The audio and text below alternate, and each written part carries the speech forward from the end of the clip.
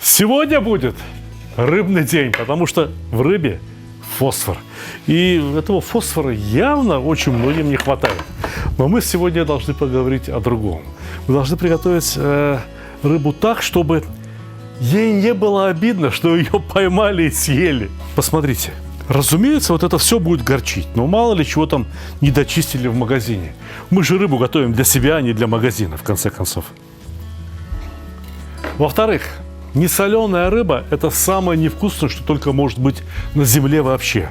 Но рыбу необходимо солить непосредственно перед тем, как мы ее начнем готовить.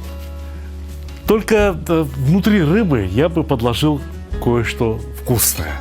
Например, пару долек лимона. А почему бы и нет? Знаете, вместе с лимоном рыба запечется и придаст вот эту восхитительную кислинку. А кроме того, кроме лимона, пару веточек тимьяна буквально. Много не надо. Вот столько достаточно. Не переборщите. Не надо убивать вкус рыбы с одной стороны, но улучшить вкус рыбы с другой стороны. Почему бы и нет? Точно так же поступим со всеми остальными рыбами. Дочистим при необходимости изнутри все то, что зеленое, какая-то желчь, не знаю, там какая-то от печени, пленочку. Все это лучше снять, лучше убрать. Зачем? Надо иметь в виду, что лимон, когда он подогрет, дает гораздо больше сока, чем обычный холодный лимон. Здесь он вот даже не зарумянится. Он просто нагреется вместе с рыбой, одновременно с рыбой. По 2 дольки лимона каждой рыбки, и пусть лежит довольная. Прекрасная картина. Внутри рыбка просолена, слишком долго ей лежать соленой нельзя. Вот посолили и сразу на мангал, либо в гриль. Я совсем забыл сказать, что сегодня мы с вами готовим в потрясающем гриле Green Kamado. Это не только гриль, это практически тандыр, это практически печь, потому что все сделано из керамики. Внутри такие массивные вкладыши, там, где зона горения, нагревается, накапливает температуру столько, что просто восхитительно. Восхитительно работают эти грили. Из бумаги для выпечки сделайте небольшие лодочки, подкладки такие под каждую рыбку отдельно. Кроме того, у меня есть нечто, что способно улучшить аромат рыбы, по крайней мере снаружи. Внутри все в порядке, там лимон, там тимьян. Почему бы не положить несколько веточек розмарина прямо вот сюда? И это еще не все. Теперь вот эту бумагу надо полить маслом, потому что рыба и к бумаге тоже готова приклеиться очень запросто. И все. И вот сюда-то поверх и укладываем рыбку. Понимаете? Сверху мы ее тоже посолим и тоже смажем маслом. Все точно так же. И так на всех 4 рыбках. По крайней мере, первые несколько минут, что рыба будет лежать на решетке, ровно до тех пор, пока не подсохнет ее, вот эта шкура, рыбья шкура, чешую-то с нее срезали, но шкура сама довольно липкая. Вот пока эта шкура не подсохнет, пусть лежит на бумаге. И через бумагу тоже отлично пропечется, но я здорово забегаю вперед. Зачем? Зачем? Вы сейчас все увидите. Не переключайтесь, самое главное. Гриль разогрелся очень-очень хорошо. Решетка идеально чистая и очень горячая. Вообще, я могу сказать, что рыбу я бы не жарил долго. Ее чем быстрее пожарим, тем лучше. И поэтому чем активнее, чем больше температура, тем вкуснее получится рыба.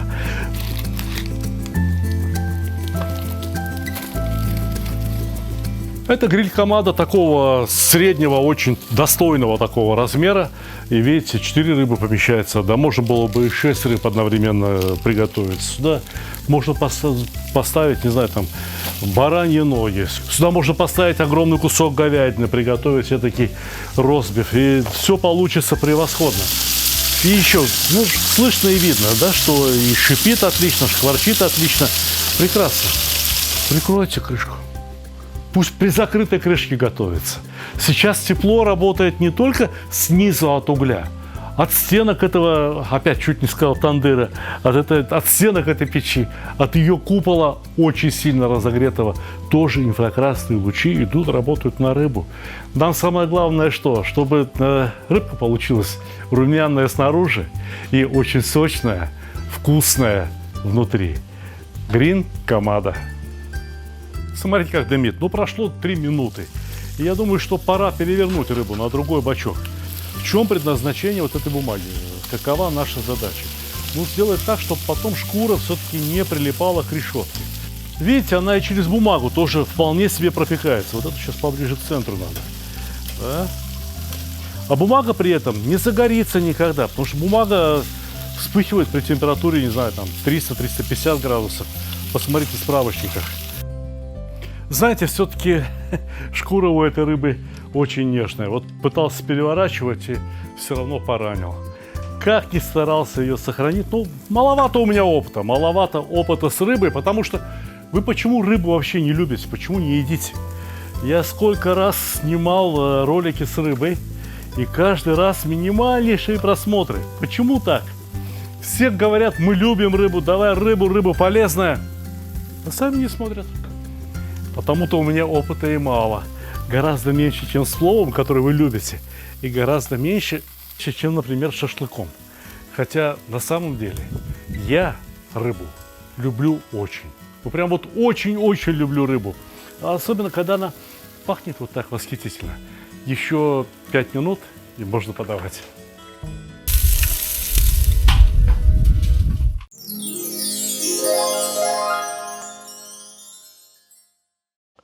Дорогие друзья, вот это моя книга номер 5.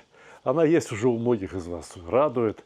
Очень полезная, очень красивая, очень большая, очень тяжелая. А вчера начата печать 11-й книги. Книги о татарской кухне. Книга будет называться «Земля, душа и еда татар». По размерам, вот по таким физическим размерам, она будет вот такая. То есть еще больше, чем книга «Казан».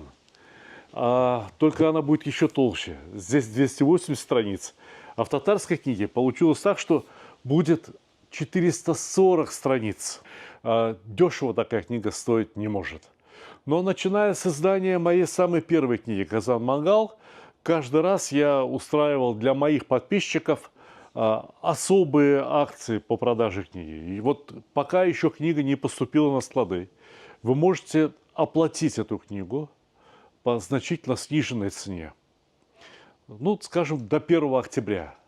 Просто заходите на мой сайт stalik.ru. Здесь сейчас напишу вот stalik.ru. Прочитали, да? Ну, запомнили? Наберите в интернете, заходите на этот сайт, там найдете эту книгу. Ее можно заказать либо с автографом, но тогда уже без скидки, либо с хорошей скидкой. Выбирайте, что вам нужнее. И вы получите эту книгу первыми.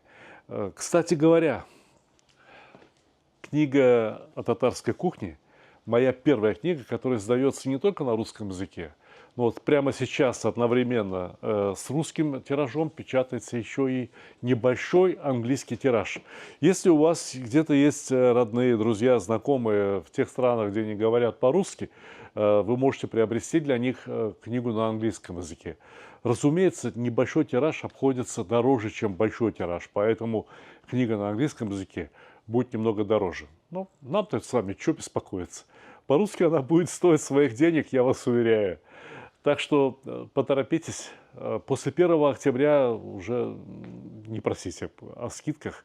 Будет та цена, которая все равно дешевле себестоимости этой книги. Потому что мы можем продавать эту книгу вот по тем ценам, которые вы увидите на сайте, только потому, что у нас были хорошие спонсоры. А если бы без спонсоров, вот чисто на коммерческих условиях, цена этой книги должна была бы быть минимум 15 тысяч рублей. Да она и выглядит на все 15.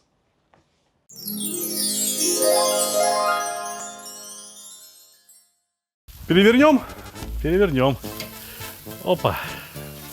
Меня могут спросить: Сталик, а где же твои любимые термометры? Вот Можно, конечно, термометром тоже проконтролировать готовность рыбы. Но есть для этого палец. Трогайте, если рыба внутри не жидкая, если она упругая, все, рыба готова. Самое большое преступление против невинной рыбы – это если ее переготовили, пережарили, пересушили. Зачем? Зачем? Не надо так делать никогда. Рыба огонь чуть понюхала, нагрелась, вот потеряла эту пластичность, стала упругой, и все, прекрасно. Садитесь за стол, где там у вас белый хлеб, вот лимончики у меня есть, наливайте в бокалы какую-нибудь прохладненькую чистую воду, чтобы было чем запить. И все. И подавайте рыбу на стол. И говорите друг другу: приятного вам аппетита. Ну что, давай попробуем. Наш дружи Серж Маркович есть. У него был рыбный ресторан. Он рыбу готовил вкусно. И знаете, он всегда, прежде чем готовить рыбу, чеснока надавит, в хорошее оливковое масло надавит чеснок, и он у него стоит. И он вот этот чеснок подавал к рыбе с маслом. Прям поливаешь, получается очень вкусно. Вот я говорил же, ну что, куда еще ее готовить? Все, переготавливать нельзя ни в коем случае. Сейчас попробую и вам расскажу. Ну-ка.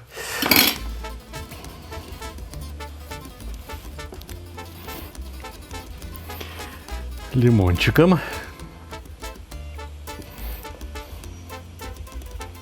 Да, вот он подавал обязательно вот так вот лимон горячий. И все прилетело. И немножко чеснока с маслом. Это получалось очень вкусно. Но переедать нельзя. А с такой вкусной едой даже осы переедают.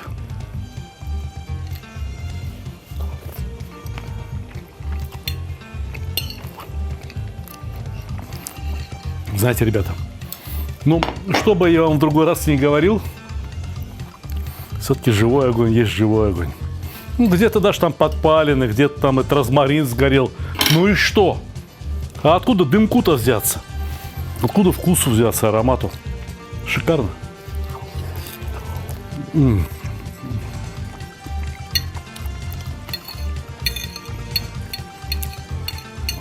Видел людей, которые не едят куриную кожу, диету соблюдают. И видел большое горе, когда люди не едят рыбью шкуру.